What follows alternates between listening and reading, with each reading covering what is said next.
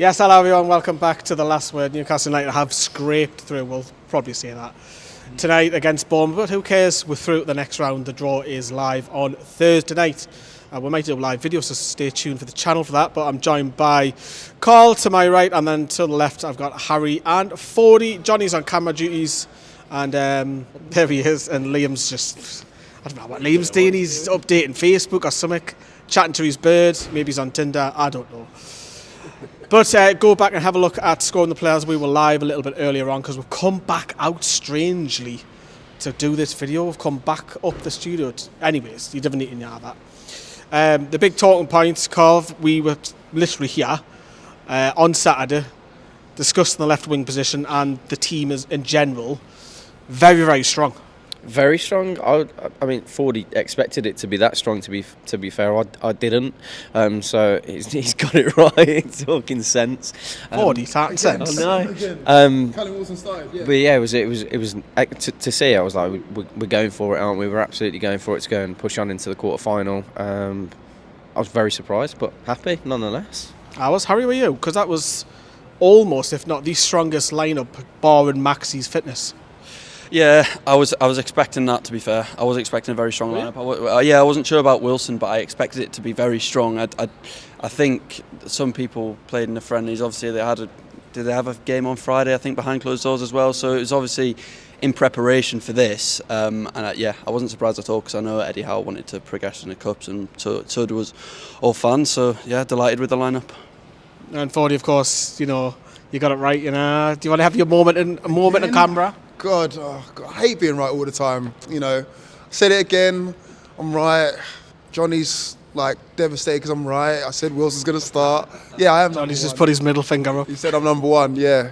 So yeah, I got it spot on. Listen, I keep telling you guys I'm the voice of reason. So listen to me. I talk sense sometimes. Whose team you're on? Whose team you're on today? I'm on my own team at the moment. We'll see how we get on.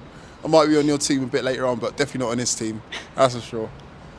Now, we were level 7, weren't we? We were. And I haven't been in level 7 for a few years, and fuck me, I was exhausted by the time I got to the top. Yeah, it was difficult. I've put weight on anyway, so I needed Likewise. that. I needed that, but I was genuinely struggling by the time I got to the top. Easy to go down, isn't it, then coming up? Oh, massively. I was worrying that I might need some oxygen by the time I got to the top, but to be fair, I actually enjoyed sitting there. I did. Did you? I did enjoy sitting there. I could see more of the game because I'm used to being sat on the front row. Second half is great, usually from the Gallagher, but the first half I can't see anything. Today I saw everything, so it was great. Yeah, good view. I was in level 6 and I almost caught Chris Wood's shot, so it's actually quite good. He's bringing the bands. We'll move on from that. Not the greatest seating house for me, anyway. But Harry, let's talk about that game. The first half, scrappy, sluggish. A lot of misplaced passes by quite a few of the players. From Dan Burn on the left, scared to put a cross in, but then when he did, Miggy doesn't put the chance away. Yeah, Bruno a little bit sloppy. Is it just ring rust with a lot of them, like Sean Longstaff and everyone? Yeah, I think it was. I think in a way we looked too comfortable as well, because I think Bournemouth did very little and they were gifting a lot to us as well, but we were misplacing a lot of passes. It was far too focused down that left-hand side. I think Trippier and Miggy were starved of the ball in that first half. Why weren't they just whipping the ball in? Because on the right-hand side we do. I don't know, that's one of the frustrating things as well, because they weren't putting any balls in the box. I think Joe Linton and Joe Willock were too much alike in that first half, where they were both trying to do the same thing. They were both trying to be too cute on the ball. No one was just being out there and putting the ball in, because Bournemouth was just sitting there. They were happy sitting on 0-0 for as long as it could. So I think someone needed to be a bit braver. And I think possibly could have been changed a bit sooner. But I think someone needs to be brave, and someone needed to just take the initiative there. We were talking the other day, Fordy, that left wing position, would it be Joe Linton, would it be Maxi? Maxi was benched. Eddie Howe did say it was a little bit of a knock. I'm not having that. I think he's not in form, so he benched him. Yeah. But Joe Willock was there predominantly, and with a little bit of switch over with Joe Linton at times as well. For me, it didn't work. No, it doesn't work. I don't understand why we keep doing it. We keep persisting with either Joe Linton out wide or Willock out wide. They're both better insides, and yeah, it doesn't work at all. When Saint-Maximin came on, he actually brought an injection of pace, a bit more directness. And again, why was everyone so scared to shoot? I don't understand that. Almiron was reverting back to the Almiron of old, and you know how I feel about Almiron of old. Yeah, like a hole in the head. But again, everyone's so scared to shoot. Everyone's trying to do the cuteness, like the tiki-taka. Just have a shot. And Longstaff, oh my God, he was stinking out the joint tonight. Yeah, we'll come to the players. I just want to say I agree with what he said about the left-hand side, but there are occasions where Willock and Joe Linton did work, like that Chelsea game. They worked perfectly, I thought. So there's occasions for both, I think. Long term, that's not the answer. No, not long term. But when we're in a game like today, I think you can afford to play Maxi. You need a bit more dynamism, maybe possibly target a left back as well. You needed that because Bournemouth were literally just sitting behind the ball for the whole game. Like they had 5 at the back, they had no real threats up front. So you needed someone who's direct, straight to the point, like Saint-Maximin. So he should have been brought on early, like you said. The only real chances called on the first half was the Fabian Schär Thunder, which just went wide. A couple of long distance shots. Was it Travers in goal? Mark Travers. I thought it was but obviously the guilt one I feel is that ironically when we did cross from the left, Dan Burn, great low ball. Mickey, he hasn't got a right foot. No, and it really showed tonight that he hasn't got a right foot because every opportunity he had, he was trying to shift it back onto his left. And I think he was very... the Bournemouth fullbacks would have loved playing against him tonight. Anyone could have played against him. He didn't have a great game at all. He's just not confident in that right foot whatsoever. And again, very similar to Saturday. I thought we possessed the ball very well, but as soon as we moved into that final third, we just didn't have anything, and it was frustrating to see. But we move on. We've gone through, and we'll keep building to the Leicester, the Leeds game rather. Yeah, 6 days time, so a bit of a break. Should we VAR be in place tonight? Should the referee? Because I thought you had a poor game. Maybe we should have had 1 or 2 decisions go our way. I think it's the same for both sides. I don't think the referee was particularly assertive. I think he could have done more. That's a big word. Big words, me. Yeah, Google that. I think he could have done a bit more. He could have been a bit more commanding, let's say. But I don't think it benefits us particularly more than Bournemouth. I just think we were possibly guilty. I'm not sure about the goal. I'd probably have to see it again. But the referee wasn't impressive. Yeah, thankfully he hasn't cost us tonight because Adam Smith does what Shearer does at that end of the ground, Lees and Gallagher top corner, try to clear off the line, and we go 1-0 up. I was a little bit, because obviously we're up in the gods, thinking, is that Callum Wilson, is it not? But thought we got the goal.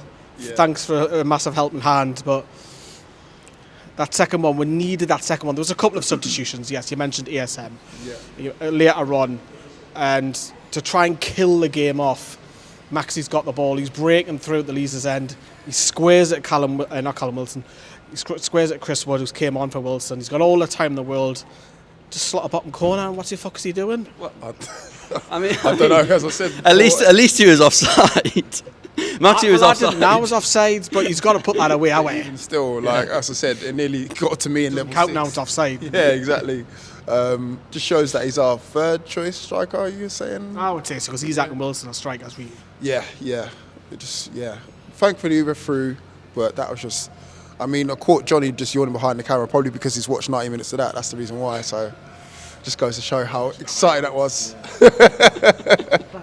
It was a shock and miss. Talking of misses as well, Bournemouth did have a couple. I think it was Kiefer Moore, a header that just went wide. Yeah. That was towards, I think it was something the 80-odd minute. Well. A great ball in. And right at the death, I think it was 89th minute, Nick Pope didn't have nothing to do all game. Has to just spread himself and then go for a corner. But we invited that on, and I noticed, I don't know if you did, but I'd noticed the high press dropped off a little bit second half. To be honest, mate, I didn't feel like it was there. I thought almost it was non-existent today, to be fair. There were glimpses of it. But Maxi, for example, he had a good game. But there were times where Callum Wilson's pressed the ball and Joe Linton's come in to press the ball as well. And if Maxi is 10 yards further forward, then you'd expect that we're going to be able to win the ball and push on. But for once, he was actually sat in our own half, covering, defending. I was like, he's in the wrong fucking position. But I didn't think the press was there that much at all today. I think that's probably one of the things that we were lacking. There was a little bit less intensity than usual. But again, I'm not begrudging the players for that because it's the second game back, including the friendly. Stronger side out today.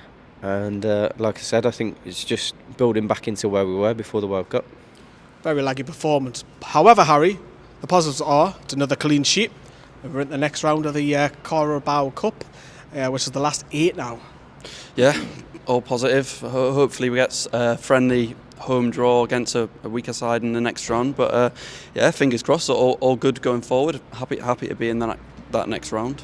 Good stuff. Do you want to play bad cop or good cop? Yeah, with some players. I'll play bad cop. Go on, hit me. Well, you mentioned Sean there. Why? Because he had a stinker. You know he did. Johnny's for sure. That's the NE29 over there. Listen, you can stick up your NE29, NE30s, NE1, any whoever. Listen, he had a stinker along with a few other players. Yes, Who though? Who? Willock, he got hooked. Yeah. Even a couple of their players, that number 10 for them, oh, he was terrible. Couldn't fucking trap a bag of cement. Everyone had a stinker, but everyone's just fucking showing that Christmas hangover already. Yeah, no one had really any decent games apart from probably Botman. Trippier, I would say.